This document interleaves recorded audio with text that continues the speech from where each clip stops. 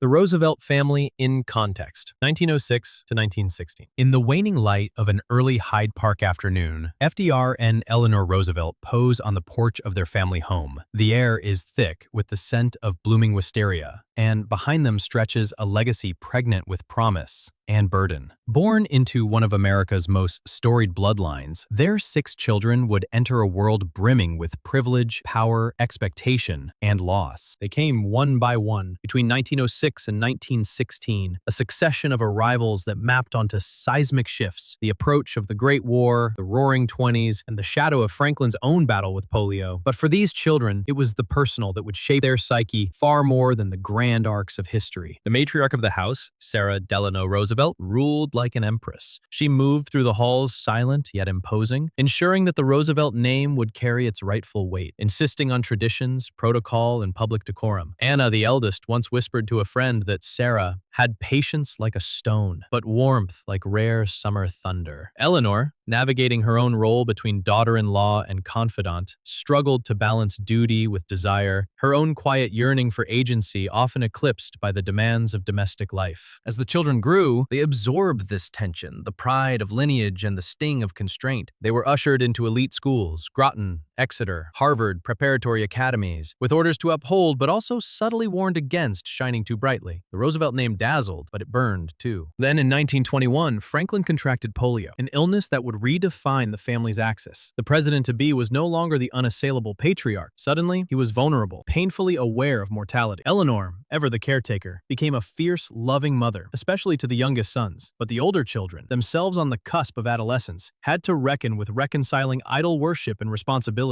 The Roosevelts' private heartbreaks seemed trivial against public crises. The loss of infant Franklin Jr. in 1909 stung deeply but was buried quickly, private mourning wrapped in public stoicism. And yet, every obituary, every lily-lined casket reaffirmed a truth that fractured their gilded reality. No dynasty is immune to grief. By 1916, this family was a microcosm of America's contradiction, wealth and wariness, social grace and suppression, hope and heartbreak. The stage was being set, 6 children poised to step into the glare of public life, their childhood colored by restlessness, expectation, and the unrelenting pressure to live up to a name. Anna Eleanor Roosevelt, 1906 to 1975. She was the first, born May 3, 1906 in New York City, and in many ways, Anna Eleanor Roosevelt was the quiet anchor of a turbulent family. Named after her mother and aunt, Anna bore the early burden of expectations and emotional contradictions. While she lived amid wealth and opportunity, her childhood was not affectionate. Grandmother Sarah ruled the home, and her parents, immersed in politics and social duties, were often distant. Eleanor, still growing into her identity, struggled to connect deeply with her daughter. Anna married Curtis Bean Dahl in 1926 and had 2 children, but the marriage unraveled during the Great Depression. After their divorce in 1934, Anna returned to the White House, now as the president's daughter, single mother, and eventual surrogate first lady. With Eleanor frequently away on humanitarian missions, Anna took over ceremonial duties and became her father's trusted aide during the turbulent years of World War II.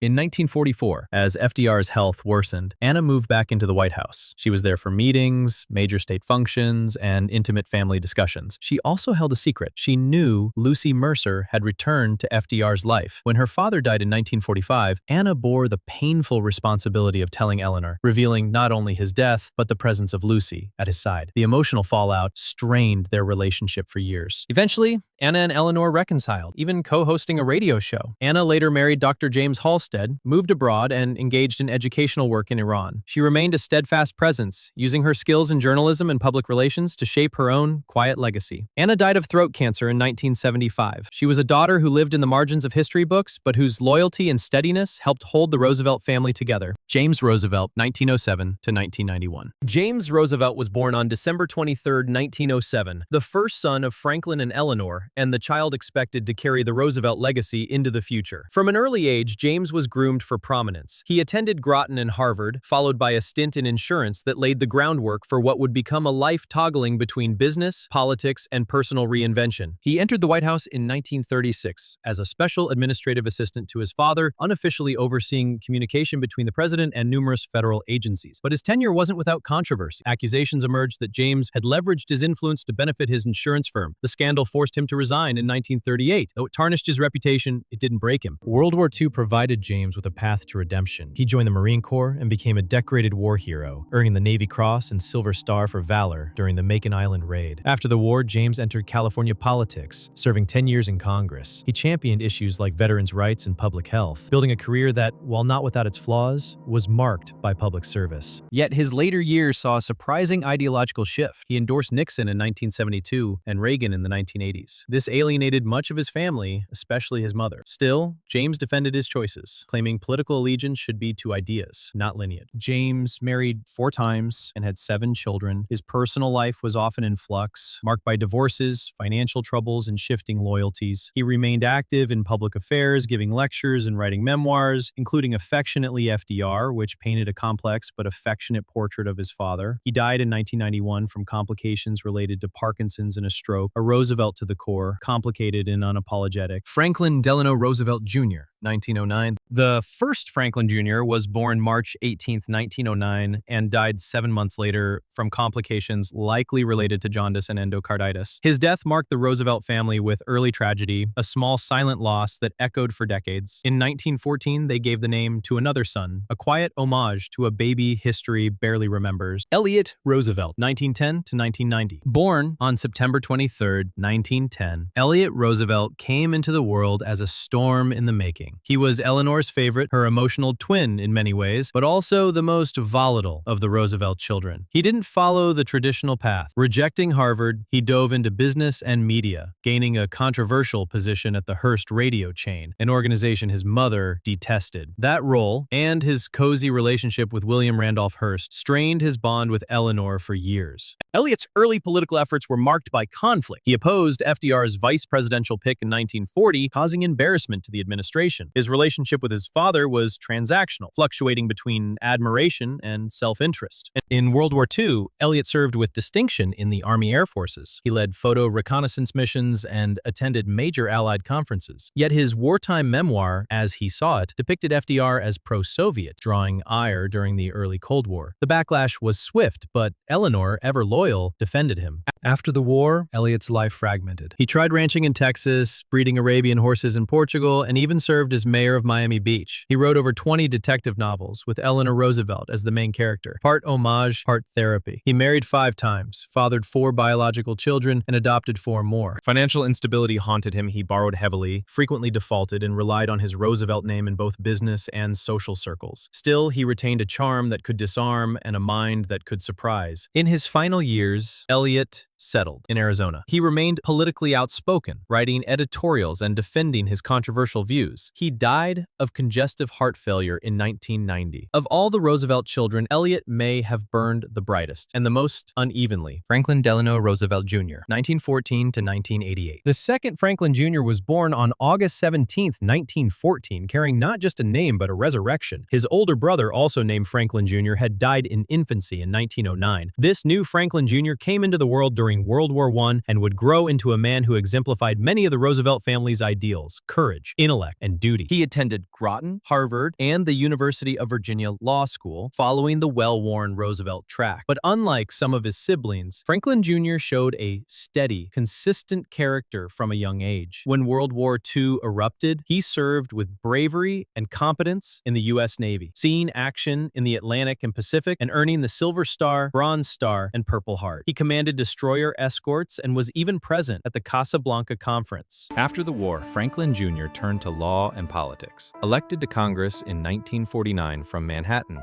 he served 3 terms and earned a reputation as a capable, progressive Democrat. He supported civil rights and economic reform and aligned himself with the ideals of the New Deal. Under JFK, he served as Undersecretary of Commerce, but his political career never soared. He lost 2 races for governor of New York. His personal life was more chaotic. He married 5 times and had 5 children. His first wife, Ethel DuPont, came from one of America's wealthiest families. The marriage ended in divorce, as did several others. Despite the turbulence, Franklin Jr. maintained a presence in Democratic politics and was respected by many across the aisle. Unlike his brothers, Franklin Jr. didn't chase controversy. He did the work. He bore the name with dignity until his death from lung cancer on his 74th birthday in 1988. John Aspenwal Roosevelt, 1916 to 1981. Born on March 13, 1916, John Aspenwal Roosevelt entered the world as the last of Franklin and Eleanor's 6 children. The Roosevelt home was quieter by then, tempered by Franklin's bout with polio and Eleanor's transformation into a fully engaged activist mother. John reaped the benefit of a more attentive and evolved Eleanor, though by nature he was already the calmest of the siblings. John followed the expected path early: Groton, Harvard, and naval service during World War II. He served honorably but modestly, avoiding the heroics and controversies that marked his brother's war records. After the war, he made a deliberate choice to sidestep politics entirely, turning instead to a career in business. He joined the investment firm Bache & Co. and later worked at Roosevelt & Cross, building a stable, if unglamorous, professional life. In 1952, he stunned his family by endorsing Republican Dwight D. Eisenhower. A Roosevelt backing a Republican was nearly unthinkable, but John wasn't driven by party loyalty. He believed in pragmatism and moderation, qualities he valued more than political legacy. He and his family moved into Stone Cottage, next to Eleanor's Valkill home. Though his political views sometimes clashed with hers, his presence allowed Eleanor to live her final years surrounded by family. Their relationship deepened, and she developed a close bond with John's daughter Sarah, whose accidental death in 1960 devastated them both. After Eleanor's death in 1962, John eventually sold the Valkill properties and relocated to Tuxedo Park. He stayed active in philanthropy, raising funds for polio research and supporting SUNY education initiatives. He died of heart failure in 1981. Conclusion: a legacy in fragments. They were the children of a president, heirs to a towering legacy,